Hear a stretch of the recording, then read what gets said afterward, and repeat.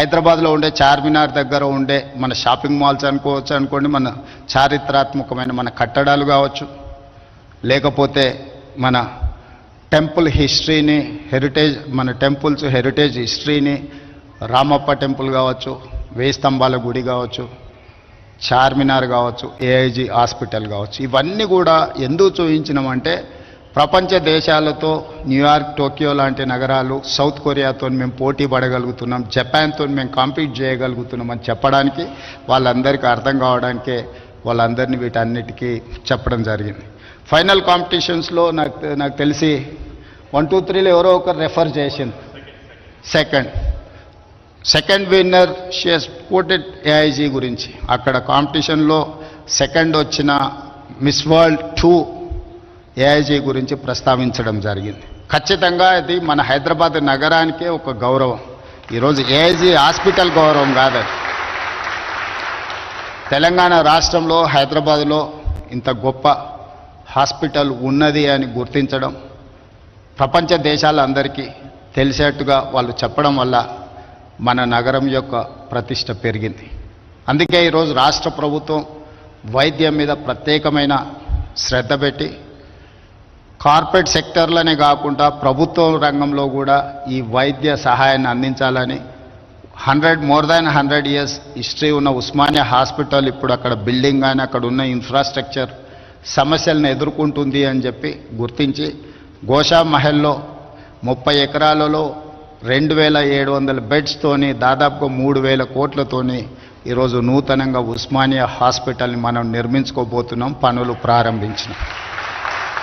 ఇది పేదలకు వైద్యాన్ని అందించడే కాదు, చదువుకునే విద్యార్థులకు చదువుకోవడానికి సరైన వసతులు కల్పించడంతో వాళ్ళు వన్ ఆఫ్ ద బెస్ట్ డాక్టర్స్గా వాళ్ళు నేర్చుకోవడానికి అవకాశం ఉంటుందని, అదేవిధంగా నిమ్స్లో కొత్తగా న్యూ బ్లాక్ను ఒక 2000 బెడెడ్తోని నిమ్స్లో ఒక కొత్త బ్లాక్ను మనం స్టార్ట్ చేసుకుంటున్నాం. అదేవిధంగా వరంగల్లో ఇంకొక 2000 బెడెడ్ హాస్పిటల్ని మనము నిర్మించుకుంటున్నాం, ఆల్మోస్ట్ కంప్లీట్ అయ్యే స్టేజ్లో ఉంది. అదేవిధంగా టిమ్స్ అల్వాల్, సికింద్రాబాద్లో అల్వాల్లో ఇంకొక 1000 బెడెడ్ హాస్పిటల్ని మనం కట్టుకుంటున్నాం. అదేవిధంగా ఎల్బీ నగర్లో కూడా ఇంకొక 1000 బెడెడ్ హాస్పిటల్ని కట్టుకుంటున్నాం. సనత్ నగర్లో ఇంకొక 1000 బెడెడ్ హాస్పిటల్ని కట్టుకుంటున్నాం. ఇవన్నీ దాదాపుగా ఒక ఉస్మానియా హాస్పిటల్ కంప్లీట్ చేయడానికి 2.5 years పట్టొచ్చు.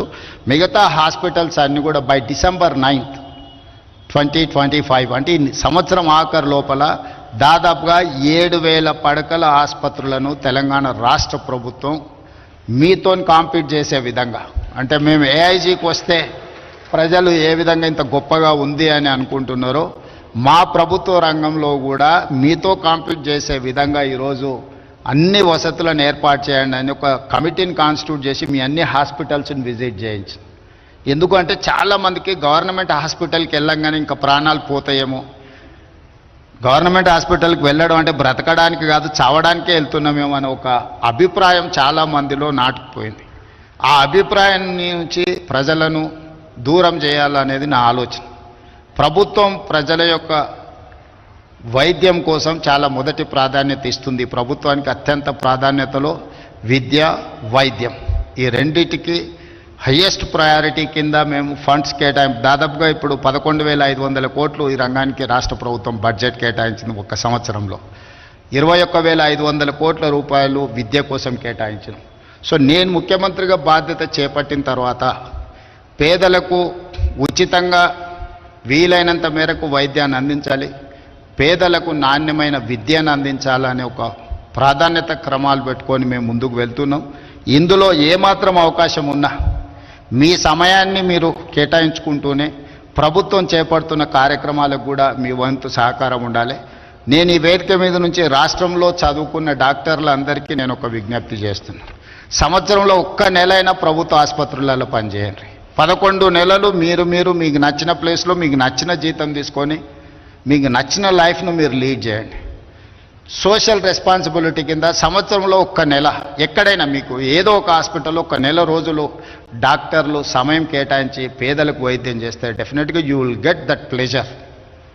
మనం ఒక వృత్తిలో మేము పబ్లిక్ లైఫ్లో ఉన్నప్పుడు చాలా రకాల పనులు చేస్తుంటాం, కానీ జాబ్ సాటిస్ఫాక్షన్ కోసం, పర్సనల్ సాటిస్ఫాక్షన్ కోసం కొన్ని సెలెక్టెడ్గా కొన్ని పనులను ప్రత్యేకంగా సమయం కేటాయించి పని చేస్తూ ఉంటాం ప్రజాప్రతినిధులుగా.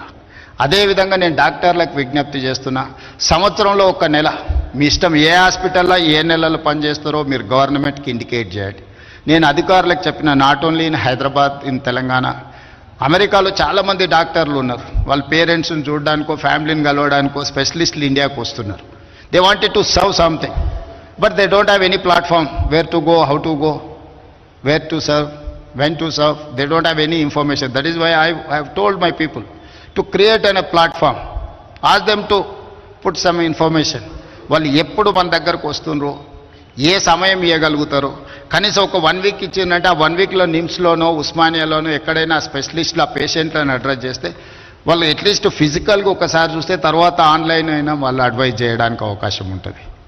సో ఈరోజు ఆర్టిఫిషియల్ ఇంటెలిజెన్స్ నుంచి సాంకేతిక రంగంలో one of the best city జీసీసీలో కానీ ఐటీ కంపెనీలో కానీ ఈరోజు ప్రపంచంలో Hyderabad one of the destination. So మనం ఈ సాంకేతిక నైపుణ్యాన్ని ఉపయోగించుకొని హెల్త్ సైడ్ కూడా మనం పనిచేయాలి. రీసెంట్గా నేను ఏవియేషన్ మినిస్టర్ను కలిసినప్పుడు కూడా మిడిల్ ఈస్ట్ కంట్రీస్ నుంచి పేషెంట్లు రావడానికి ఉన్నారు, కానీ డైరెక్ట్ ఫ్లైట్ కనెక్టివిటీ లేదు. వాళ్ళు బెంగళూరులోనో లేకపోతే ఢిల్లీనో లేకపోతే కలకట్టాలో ల్యాండ్ అయ్యి మళ్ళీ అక్కడి నుంచి ఇక్కడికి రావాలంటే ఆ పేషెంట్లకు చాలా ఇబ్బంది అవుతుంది. అందుకే సివిల్ ఏవియేషన్ మినిస్టర్ను నేను కలిసి మిడిల్ ఈస్ట్ కంట్రీస్ నుంచి వీక్లీ ట్వైస్ అన్న డైరెక్ట్ హైదరాబాద్ ఎయిర్పోర్ట్లో ల్యాండ్ అయ్యే విధంగా విమాన ప్రయాణ సౌకర్యాలు కల్పిస్తే హైదరాబాద్లో ఇంకా మనము అభివృద్ధి చెందడానికి, ఇంకా పేషెంట్లకు ఎక్కువ సేవలు అందించడానికి సిఐఐ స్టాటిస్టిక్స్ ప్రకారము సంవత్సరంలో 2,20,000 మంది పేషెంట్స్ హైదరాబాదు నగరంలో విదేశాల నుంచి వచ్చి వైద్య సహాయం పొందుతున్నారని ఒక లెక్కలు. So it's highest. అంటే మన దేశంలో ఉండే మెట్రోపాలిటన్ నగరాలలో హైదరాబాద్కు వస్తున్న వాళ్ళు చాలామంది ఉన్నారు. ఇంకా రావాలని ఉన్న కనెక్టివిటీ లేకపోవడం వల్ల రాలేకపోతున్నారు. దానికి సంబంధించి కూడా కేంద్ర ప్రభుత్వంతో నేను మాట్లాడుతున్నాను. భవిష్యత్తులో ఇంకా కనెక్టివిటీ పెంచి ప్రధానంగా ఈ మిడిల్ ఈస్ట్ కంట్రీస్, రీసెంట్గా నేను జపాన్ పర్యటన చేసినప్పుడు కూడా అక్కడ కూడా వాళ్ళు నిస్సహాయత వ్యక్తం చేస్తూ ఉన్నారు. మనం నెక్స్ట్ ఫోకస్ పెట్టాల్సింది జపాన్ మీద. ఏజింగ్ పీపుల్ ఎక్కువ ఉన్నది అక్కడనే. యంగెస్ట్ పాపులేషన్ ఉన్నది ఇండియాలో, ఏజింగ్ పాపులేషన్ ఉన్నది జపాన్. ఈ రెండింటి మధ్యలో ఎక్కడో ఒక కనెక్టింగ్ బ్రిడ్జ్ మనం బిల్డ్ చేయాలి. అందుకే